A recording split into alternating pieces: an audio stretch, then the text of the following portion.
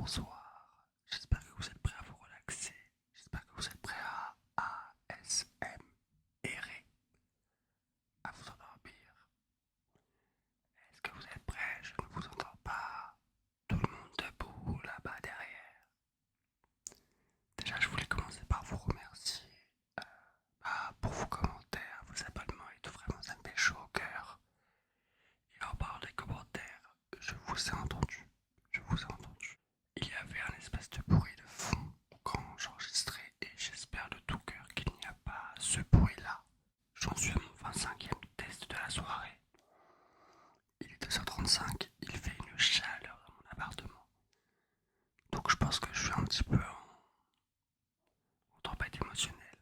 Alors que c'est pas du tout normalement le mood d'une vidéo ASMR. Donc je vais me calmer. Mais bref, en fait je pense que le bruit de fond, alors moi je pensais que c'était un fil, un câble, donc j'ai commandé un autre câble pour le Blue Yeti.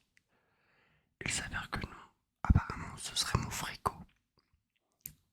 Et là, normalement vous ne l'entendez pas, puisque j'ai débranché mon frigo. Enfin je l'ai pas débranché mais j'ai éteint mon frigo. Écoutez, dans la vie, il faut savoir ce qu'on veut. Et j'ai décidé que le frigo n'avait aucune utilité. Pourquoi brancher un frigo? Sachant que là dans mon appartement il devrait faire 30 degrés. Donc peut-être que j'aurai quelques petits problèmes dans les prochains jours quand je vais manger la nourriture qu'il y a dans mon frigo. Mais sincèrement, c'est pas mon problème. Franchement, j'espère de tout cœur que tous les tests que j'ai passé vraiment 30 minutes à faire des tests. Donc j'espère que ça a marché. Au départ, je voulais pas vous parler de ce bruit et je pensais que dans la deuxième vidéo, le bruit était déjà réglé. Mais en fait, comme j'ai fait le montage dans la journée et surtout à Paris, bah, enfin en ville quoi, il y a du bruit tout le temps. Donc en fait, j'écoute pas assez fort le, le son quand je fais du montage parce que comme bah, c'est ma propre vidéo ASMR, enfin je la regarde pas pour me relaxer quoi. Même si je trouve que mon chuchotement, enfin vous savez des ASMR artistes, ASMR artistes qui disent que leur chuchotement ça leur fait rien et tout. Bah, peut-être que moi je suis narcissique, mais je vous assure que moi je suis un peu en mode ok, tu chuchotes bien quand même. Bref. Donc je pensais que le problème était réglé, mais il n'était pas réglé donc là. Écoutez, croisons tous les doigts. Il y avait aussi un commentaire sur ma dernière vidéo qui disait mais Louis, pourquoi tu vas de droite à gauche, de gauche à droite? Alors, c'est parce que je m'appelle Macron. Et non, c'est une blague puisque Macron n'a jamais été de gauche. Bref, c'est lourd, je suis désolé, on n'est pas là pour rigoler. Mais c'est parce que je mets le micro en binaural. Donc ça veut dire que voilà, quand je suis là, je suis dans une certaine oreille. Et quand je suis ici, je suis dans une autre. Alors je vais tâcher de peut-être aller de droite à gauche et peut-être rester plus au milieu. Parce que certaines personnes m'ont dit que ça pouvait être un peu trop stimulant. Écoutez, je vais faire gaffe. Mais je trouve que c'est le meilleur son. Tout simplement, j'ai essayé tous les réglages sur ce Blue Yeti. Et je trouve que le binaural est la meilleure option audio. Voilà. Mais franchement, je vous assure, hein, vous pensez que vous allez bien. Déjà, je ne dirai jamais ça, mais vous pensez que vous allez bien. Et en fait, après, vous avez un micro entre les mains et vous devez gérer le micro. Et vous vous rendez compte qu'en fait, avant, vous n'aviez pas de problème parce que avoir un micro, mais oh mon dieu, qu'est-ce que c'est chiant. Entre les câbles, les branchements, les tests, les trucs, les bruits. Oh, excusez-moi, mon corps fait des bruits de fou. Enfin, c'est un enfer d'avoir un micro. Bref, nous sommes pas là pour ça. Nous sommes la nuit du dimanche à lundi. Il est 2h39. Et si je vous dis ça, c'est parce qu'il y a un peu plus de 24 heures. J'ai décidé d'aller chez Gibert parce que ça faisait longtemps que je n'y étais pas allé et que j'arrivais à bout de lecture. J'avoue que j'ai passé presque une semaine, si ce n'est plus d'une semaine, sur Mémoire d'une fille rangée de Simone de Beauvoir. Et comme je savais que j'allais bien le finir, je l'ai fini donc ce matin, enfin ce matin à 15h30 ou 16h même. Je me suis dit, trop bien, j'ai une liste de livres, une wishlist de livres dans mes notes.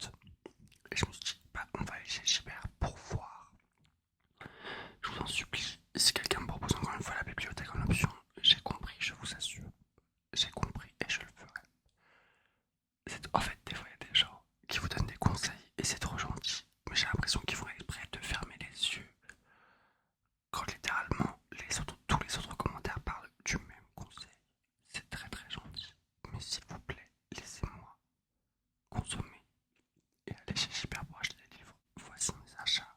J'ai acheté 1, 2, 3, 4, 5, 6, 7 livres. Ma liste de livres ne fait qu'augmenter en fait, à tel point que j'aimerais trop avoir 3 lectures en même temps. Parce que dès que j'ajoute une lecture, il y en a une autre qui vient déjà des gens me conseillent des lectures. Je parle avec le père d'Esther qui me donne plein de conseils. Enfin bref, j'aime trop notre conversation, il est trop gentil. Et surtout, il me donne plein de recommandations. Ça fait 8 minutes que je parle, j'ai même pas encore parlé d'un livre STP Louis. Donc le père d'Esther me donne des recommandations. Vous me donnez des recommandations sous les vidéos de ma chaîne principale, sous ces vidéos-là, sur TikTok quand je parle de lecture aussi, en DM Insta, enfin en fait partout, et c'est trop gentil. Mais entre ça et mes lectures à moi, qui, en fait, à chaque fois que je lis un livre, l'auteur ou l'autrice mentionne 15 autres livres dedans, et ça me donne trop envie de les lire, donc j'ajoute, enfin bref, la liste est très longue. Mais donc j'ai acheté 7 livres que je vais vous présenter tout de suite. Dans un premier temps, nous avons Métaphysique des tubes d'Amélie Nothomb. Alors, je vais essayer en même temps de faire des petits triggers. J'espère que ce sera pas trop fort. Ma dernière vidéo, c'était plutôt un test pour les triggers. Et franchement, au montage, je m'énervais un peu parce que j'en faisais pas assez. Mais parce qu'évidemment, c'était un test. Dans celle-ci, je vais essayer d'être un peu plus expérimenté. J'ai eu une hyperfixation sur Amélie Nothomb, sur ses interviews. Parce que à chaque rentrée littéraire, elles ont à lire, il me semble. Bref, je sais qu'elle gobe des œufs, je sais qu'elle se lève tous les jours à 6h, enfin qu'elle a une routine, qu'elle répond à tous ses fans par lettre, qu'elle écrit 3 ou 4 livres par an, il me semble, mais qu'elle en publie qu'un. Mais je n'ai jamais lu un de ses livres. Dans ma liste, on m'avait conseillé Acide sulfurique, il me semble, Métaphysique des tubes. Il y avait 2-3 autres noms. Et chez Gibert, il y a un grand nombre de livres d'Amélie Nothomb, évidemment, puisque c'est une autrice, you know what. C'est l'option non binaire. C'est une autrice assez connue. Et j'ai décidé de me tourner vers Métaphysique des tubes. En fait, je vous avoue que devant le rayon, j'étais un petit peu... Je suis très stimulé quand je suis chez Gibert. Parce qu'il y a beaucoup de livres, il y a du monde, généralement il fait chaud. Et moi, il m'en faut peu pour être trop stimulé. Donc, j'ai décidé de faire un choix et c'était celui-ci. Je l'ai commencé juste avant de tourner là, j'ai lu une petite heure à peine. Je suis à la page 35, ça se lit très vite. Je pense très sincèrement que je l'aurais fini cette nuit. Parce qu'en plus, je rencontre son écriture, donc ça me stimule. Enfin, je sais pas comment expliquer, mais c'est comme si t'écoutais un artiste pendant 3 ans et que t'avais un meet and greet offert. Vous voyez ce que je veux dire? Donc je sais pas, j'ai eu du mal à m'y mettre. Bon, j'ai lu à peine 30 pages, hein, mais j'ai eu du mal à m'y mettre parce que, disons que comme j'ai fini ma dernière lecture tout à l'heure, en fait, j'ai l'impression qu'il me faut du temps entre mes deux lectures parce que je me plonge vraiment dans l'univers. Mais en même temps, j'ai directement envie de commencer un autre livre, donc bon. Je sais pas si j'ai précisé, mais voilà, c'est très nouveau la lecture pour moi dans ma vie. Ça fait à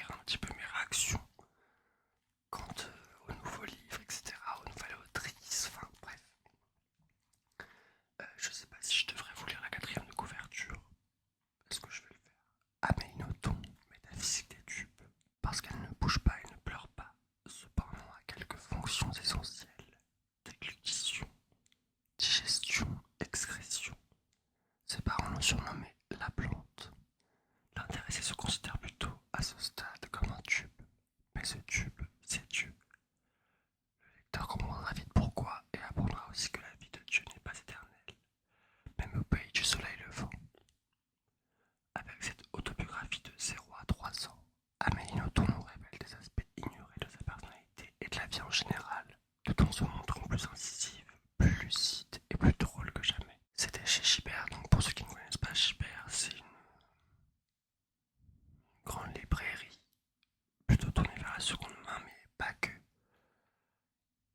C'est très connu Gibert, et je crois que c'est très ancien. Bref, il y a 3 ou 4 Gibert dans le 5e arrondissement. La ligne d'Amélie Nothomb, il y avait beaucoup de livres, alors que pour certains auteurs ou autrices ou autrices, il y a 2 ou 3 bouquins à peine. Et du coup, la plupart du temps, quand j'y vais pour avoir un livre, je ne le trouve pas. Mais pour Amélie Nothomb, il y en a beaucoup. Et la pochette du livre, c'est, il me semble, la pochette de l'adaptation en... Alors, j'ai envie de dire en dessin animé, pas en soi, c'est un dessin animé, je crois. Justement, Phara Métaphysique des Tubes a été adapté au cinéma. Et il faut absolument d'ailleurs que je voie l'adaptation après ma lecture du coup. Mais bref, j'ai un peu hâte. Pour l'instant, comme je suis au début et que j'apprends à peine à découvrir Amélie Nothomb sous l'écriture, je ne pourrais pas vous en dire grand chose. Mais je vous en dirai des nouvelles. Je crois que le trigger qui m'intéresse le plus, c'est vraiment le fait de tapoter sur du carton. En fait, le fait que ce soit quelque chose de cartonné comme ça, j'adore. Livre suivant, parce que sinon on va y être pour toute la nuit. Et je vous mens pas, j'aimerais bien rallumer mon frigo. Parce que j'ai pas envie de... J'ai pas envie de par la nourriture qui s'y trouve dedans finalement. Voilà. Éric Vuillard, Congo. Alors Éric Vuillard, c'est un écrivain et scénariste français. Pour, j'allais dire les connaisseurs, rien à voir. Mais pour ceux qui ont suivi le meeting, enfin la rediffusion ou qui étaient au meeting de Jean-Luc Mélenchon à Saint-Denis, Éric Vuillard s'est exprimé au micro. Il a fait une intervention quoi. Annie Ernaux aussi, cette diva. Et je ne connaissais pas du tout Éric Vuillard. Et en fait j'en ai parlé dans ma dernière vidéo sur ma chaîne principale. Et même mon story Insta, bref. Et des gens m'ont conseillé une œuvre de lui qui s'appelle La guerre des pauvres, il me semble. Et donc, de base, je cherchais absolument celui-ci, mais il n'y était pas. Et finalement, je suis tombé sur Congo, qui était en occasion, donc j'ai eu à 5,40 €. Et j'ai lu la 4e de couverture, ce que je ne fais pas d'habitude, j'aime pas trop. Je préfère vraiment découvrir le livre, je fais confiance aux recommandations qu'on donne. Et même en soi, il y a des livres qui m'ont un peu moins plu. Bah, disons que comme je suis au début de la lecture, j'ai à peine lu une trentaine de livres. Bah, c'est bien parce que ça permet aussi d'aider un petit peu, enfin de comprendre mes goûts. Et je pense qu'il n'y a pas de... Et puis je vois pas... Enfin, quand je finis un livre que j'ai moins aimé, je me dis pas, ah non, j'ai perdu mon temps. Je me dis juste, ok, celui-ci je l'ai moins aimé. Le prochain, je ne pourrais que l'apprécier plus, enfin, vous voyez ce que je veux dire. Donc la 4e de couverture. Ouvrez les guillemets. Le Congo, ça n'existe pas. Il faut donc l'inventer. En 1884, à la conférence de Berlin, les grandes puissances se partagent l'Afrique et créent l'État indépendant du Congo, une simple entreprise commerciale. Viennent alors le défrichage, l'installation des comptoirs, les massacres, en évoquant le roi Léopold II, Charles Lemaire l'éclaireur, Léon Fiévez, le tortionnaire, les frères Goffinet, les négociateurs, Éric Vuillard donne au mal un visage. À la fois récit historique et réflexion poétique sur le libre-échange, Congo ressuscite d'une plume lucide et révérente la période coloniale, l'aube de notre modernité. Je pense que vous pouvez comprendre pourquoi ce bouquin m'intéressait. Alors j'adore, je sais pas comment expliquer, enfin j'adore avoir différentes lectures, j'adore des romans, j'adore des livres historiques, des livres sur l'histoire, des livres politiques. Et Congo m'a tout de suite parlé. Donc j'ai hâte de le commencer vraiment. j'ai hésité à l'acheter justement parce qu'il était petit, pour une raison qui m'échappe. Mais je pense que ça peut être très très intéressant et, et je trouve que je retiens beaucoup plus ce que je lis sur des pages, évidemment, que par exemple quand je scrolle, évidemment, quand je regarde une vidéo YouTube, etc. Donc, je veux pas non plus que la lecture devienne juste un moyen d'en savoir plus, même si c'est une bonne chose, mais j'ai pas non plus envie que la performance intellectuelle, waouh, là je vais dans de grandes phrases, mais j'ai pas envie que la lecture devienne une performance intellectuelle et que je sois là uniquement pour avoir plus de connaissances. J'ai aussi envie que ce soit un loisir, même si évidemment que lire des livres politiques, historiques, etc., c'est avant tout un loisir. Je ne prends pas ça comme une corvée. Mais j'ai vraiment envie aussi que la lecture soit beaucoup de choses à la fois. Bref, prochaine lecture, prochain livre que j'ai acheté. Playboy de Constance Debré. Alors, je l'ai eu à 5,40 €, comme finalement le livre d'Éric Fillard. Constance Debré, elle a sorti, il me semble, 3 livres. Attendez, je vérifie de suite. Écoutez, qu'importe, je n'arrive pas à trouver l'information, mais je sais que celui-ci est son premier livre. En tout cas, j'ai lu son deuxième et troisième livre. Enfin, c'est deuxième et troisième livre. Je vais vous lire la quatrième de couverture avant de parler un petit peu plus en profondeur de Constance Debré. J'ai même pas osé mettre la langue la première fois que j'embrassais une fille. C'était après Laurent. Avant, je savais, mais c'était théorique. J'ai fait un effort pour la deuxième. Je lui ai roulé une vraie pelle. Ça m'avait flatté comme un mec qu'elle soit mannequin. On progressait. J'avais toujours peur, mais moi. Sauf qu'à chaque fois, on en était resté là. Ou plutôt, elles en étaient restées là avec moi. Des hétéros qui se posaient vaguement la question et qui avaient calé. Des filles plus jeunes que moi, mais des filles comme moi. Si le nom de famille de Constance Debré vous dit quelque chose, c'est parce qu'elle vient d'une famille bourgeoise, aristocrate. Une famille avec des membres qui ont fait de la politique. Il y a notamment un de ses oncles, je crois, qui a été pas Premier ministre, mais c'est ministre, je crois, je ne suis plus sûr. Et j'en ai d'ailleurs entendu parler dans un livre de Taubira.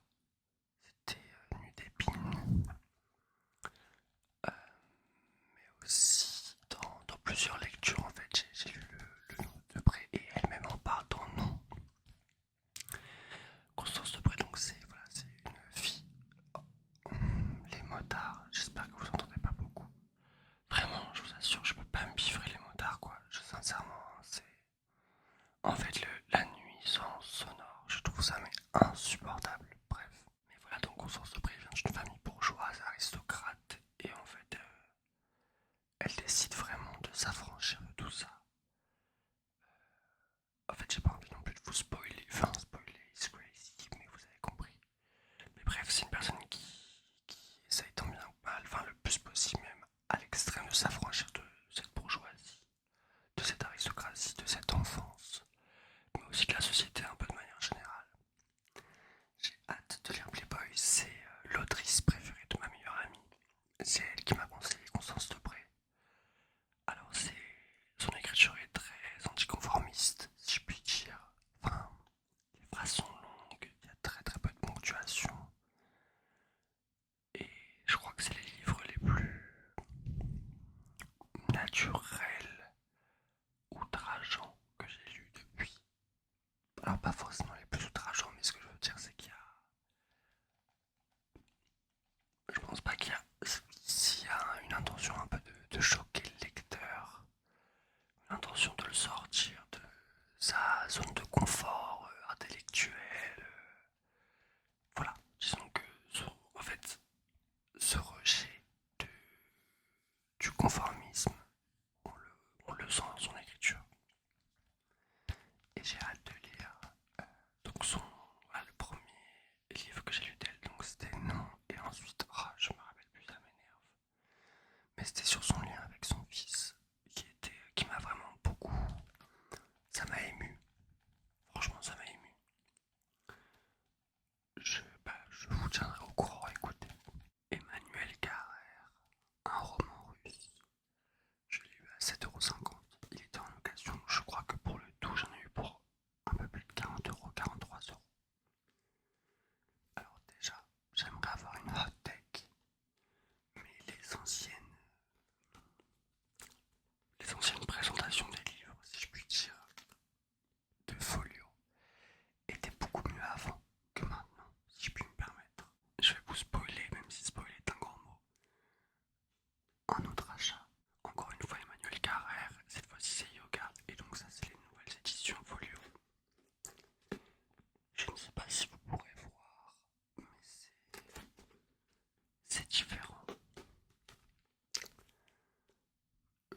c'est un peu plus insipide.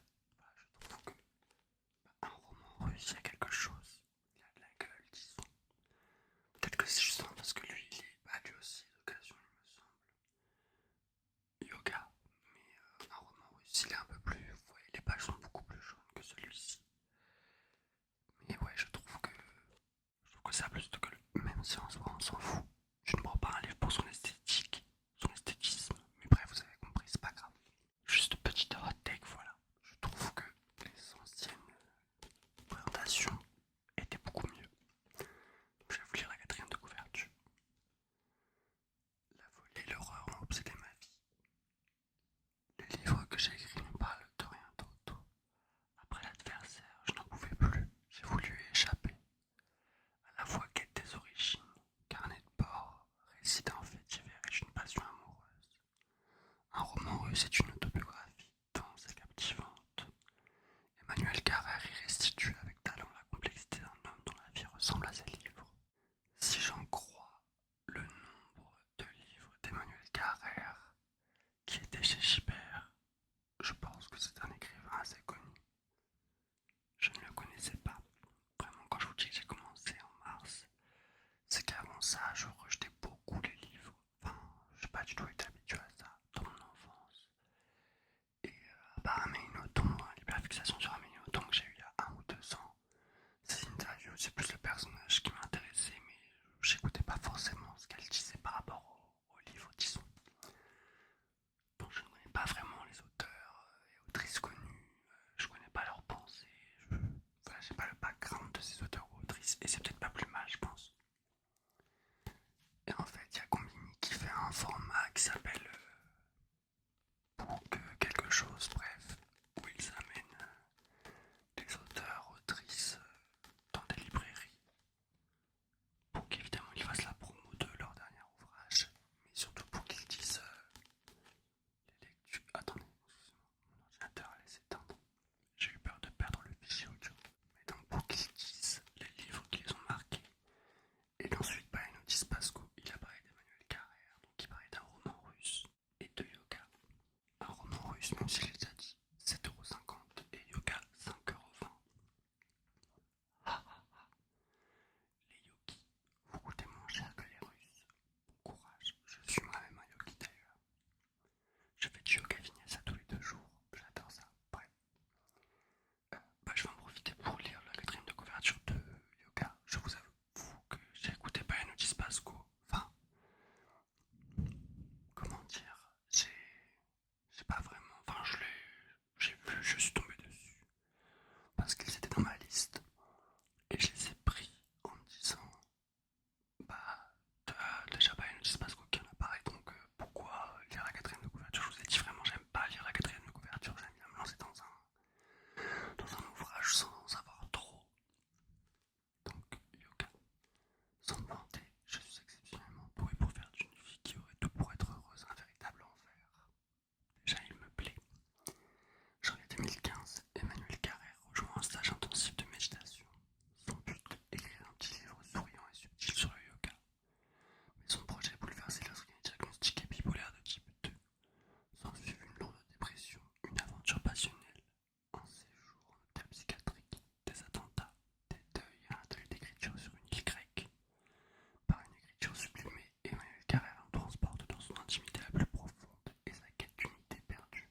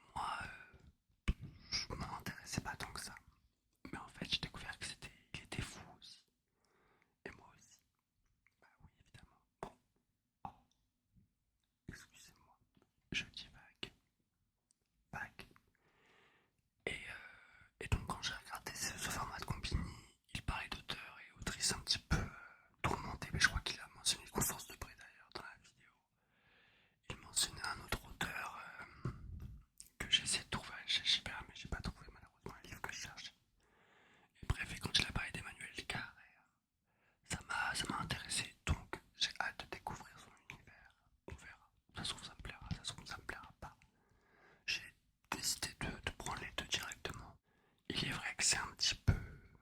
J'allais dire dangereux, dangereux est un grand mot, mais c'est risqué et j'assume le risque. De toute façon, bon, à part pour Mémoire d'une fille rangée, parce que bon, après il fait à peu près 500 pages et c'est écrit très petit. En plus, en même temps, enfin, je faisais du montage pour ma dernière vidéo YouTube sur ma chaîne principale. Plus, bref, j'avais d'autres trucs à faire. Euh, donc, je l'ai lu assez lentement. Mais généralement, je suis à ouais, un livre par jour ou tous les 2 jours. Parce que c'est le plus possible de fuir les écrans et surtout parce que j'adore en fait cette activité. Ça me calme, ça me relaxe de fou. Bref, on va continuer puisque ça fait déjà 35 minutes que j'enregistre. Mais donc voilà, je me suis dit, bah prends les deux, ils sont assez épais en plus. Et comme ça, t'auras pas non plus besoin de revenir de sitôt. Ce qui finalement n'est pas forcément en lien avec ce que je viens de dire juste avant. Mais écoutez, Baila la Pampa, Cormac McCarthy, La Route, encore une fois en location, 6,30 €. Des éditions Point. Alors j'aime beaucoup les éditions Point. C'est très... ça n'a pas de... Enfin, c'est vraiment purement esthétique. Et c'est surtout, je pense, parce qu'Édouard Louis, euh, qui a... Enfin, l'auteur notamment Finir avec Eddie Bellegueule, qui a été ma première lecture de mars, qui m'a donné envie de commencer la lecture, enfin de m'y mettre plutôt, et qui a été encore une fois conseillé par un meilleur ami. Et ben tous ces livres que j'ai, c'est aux éditions Point. Donc je pense que c'est aussi pour ça que j'aime bien les éditions Point, bref. Donc quand McCarthy La Route, l'apocalypse a eu lieu, le monde est dévasté, couvert de cendres et de cadavres. Parmi les survivants, un père et son fils errent sur une route, poussant un quai rempli d'objets hétéroclites. Encore une fois les hétéros, bref. Dans la pluie, la neige et le froid, ils avancent vers les côtes du sud, la peur au ventre. Des hordes de sauvages cannibales terrorisent ceux qui restent de l'humanité. Survivront-ils à leur voyage? C'est un auteur américain. Je vous avoue que je me concentre pas mal sur les auteurs et autrices français et françaises. Euh, mais on me l'a conseillé, je sais plus sous quelle vidéo ou TikTok. Et quand j'en ai parlé au père d'Esther, parce que je lui ai envoyé mes achats, il m'a dit que c'était pas son préféré de Cormac McCarthy La Route, mais que c'était un très bon auteur et qu'il aimait ses livres et il m'en a conseillé un autre de lui. Donc j'ai hâte, je me fie pas mal aux avis du père d'Esther, je sais pas, en fait c'est un énorme lecteur et c'est lui notamment qui m'a conseillé Les Petits Chevaux de Tarquinia de Marguerite Duras et Bonjour Tristesse de François Sagan qui font partie de mes lectures préférées depuis que j'ai commencé. Donc je lui fais, j'ai une grande confiance en lui. C'est pour ça que je lui ai envoyé mes achats. Parce que justement, j'allais chez Gibert pour acheter quelques-unes de ses recommandations en plus d'autres. Donc j'ai hâte de, de voir ce qu'il en est. Le livre, il y a 250 pages. Donc ça, je vous avoue que j'ai un peu hâte d'une soirée me poser dans mon lit et juste me plonger dedans quoi. En fait, je crois que dans la lecture, ce qui me plaît, c'est déjà l'activité en elle-même qui est très... ça me stabilise beaucoup. Enfin, quand je suis très anxieux, et ça m'arrive très souvent, enfin, j'ai des espèces de crises d'anxiété qui viennent un peu de nulle part quand, par exemple, vous savez, je vais faire une tâche, mais j'en ai tellement dans la tête que je me suis prévu que du coup, ça va m'immobiliser, enfin, ça va aller jusqu'à me paralyser. Et je vais finir par un peu ne pas savoir pourquoi, mais quelque chose va clocher, mais je ne sais pas pourquoi, et en même temps, j'arrive pas à m'en sortir, en même temps, j'arrive pas à mettre en action, enfin bref. Et dans ces... Attendez, parce qu'il y a des gens dehors qui crient. En fait, vous voyez les hordes de mecs hétéros dans la rue, là, les 3 heures, qui sortent de boîtes et qui ont l'impression que la rue leur appartient. Je peux pas me les blairer. En fait, moi je suis très content que les gens soient heureux. Mais j'aime pas cette manière d'occuper l'espace quand c'est un homme. Bref. Et je suis le premier responsable puisque il m'est arrivé maintes fois avant d'arrêter de boire, de sortir de boîte et de crier. Donc voilà. Mais lecture, ça me calme et surtout ça me permet de... Enfin, je me plonge vraiment à fond dans l'univers et du coup j'ai l'impression que tous mes sens sont un peu en éveil. Je sais pas comment expliquer, mais j'ai l'impression que je me plonge vraiment dans la chose et c'est ouais, c'est intense, mais de la meilleure des manières. Et en même temps à côté, ça me... Ouais, j'aime tellement ça, j'aime tellement ça. Je vous avoue que je sais je sais qu'il y a aussi le fait que ce soit une activité nouvelle qui fait que ça m'enchante autant. Mais ça fait quand même un peu plus de 3 mois et après moins de lecture. Et bien en fait vous pouvez voir mes lectures derrière moi. Voilà, ça c'est mes lectures depuis le début. Et ben disons que mon désir de lire et ma joie de lire n'a toujours pas parti, ou ne s'est pas atténué. Ce qui est très rare généralement. Enfin chez moi tout est intense. Et c'est pas le cas pour l'instant. Enfin c'est intense mais ça ne s'atténue toujours pas. Ce qui est très étonnant. Mais même si à un moment ça va, enfin ça s'atténue, je pense que je continuerai toujours de lire. Parce que ouais, j'ai découvert vraiment une manière de fuir les écrans et de m'apaiser quoi. Même si je vais lire un livre très politique qui va m'enrager parce que, enfin, notamment En finir avec Eddie Bellegueule ou Retour à Reims de Didier Ripon ou des livres comme Oui, pas nuit d'épines de Christiane Taubira où en fait ils abordent des sujets qui sont très... bah, qui te donnent envie de sortir dehors et prendre une fourche quoi. Mais malgré ça, bah en fait je vais intégrer les informations et ce sera pas comme une information qui va juste me passer. Je vais vraiment intégrer cette information et je vais être... même je vais être plus enclin à les comprendre et les intégrer. Bref, je t'en supplie, enfin, passe au livre suivant qu'on en finisse. Excusez-moi, enfin là je m'excuse que pour moi-même parce que je crois que je fais de l'anxiété de performance. J'ai l'impression que cette vidéo est très fouillie, que c'est un peu nul, mais c'est quelque chose qu'il faut que je que j'arrive à surpasser parce que s'il te plaît, ben, ne te prends pas la tête, c'est une vidéo ASMR. This is not that cheap. Dernier achat. Encore une fois, Eric Vuillard. Une sortie honorable que j'ai eu aussi en occasion. 5,90 €. J'étais assez déçu de ne pas trouver la guerre des pauvres. Et en fait, je me suis mis à regarder les quelques livres qu'il y avait d'Éric Vuillard. Et cette fois-ci, j'ai décidé de lire les quatrièmes de couverture. Parce que comme c'était pas des recommandations qu'on m'avait faites, donc je vous lis la quatrième de couverture. De quoi débattaient nos politiciens pendant la guerre d'Indochine? Voulons-nous vraiment savoir comment, durant la bataille de Dien Bien Phu, un secrétaire d'État américain proposa sérieusement à notre ministre des Affaires étrangères de nous donner 2 bombes atomiques pour régler la question? 2 bombes atomiques, j'ai vraiment fait la liaison, vous savez quoi? Peut-être fallait-il le faire. Pouvons-nous supporter d'entendre notre héros national, le général de Lattre, apôtre du napalm, parler laborieusement anglais sur un plateau de télévision? Dans ce récit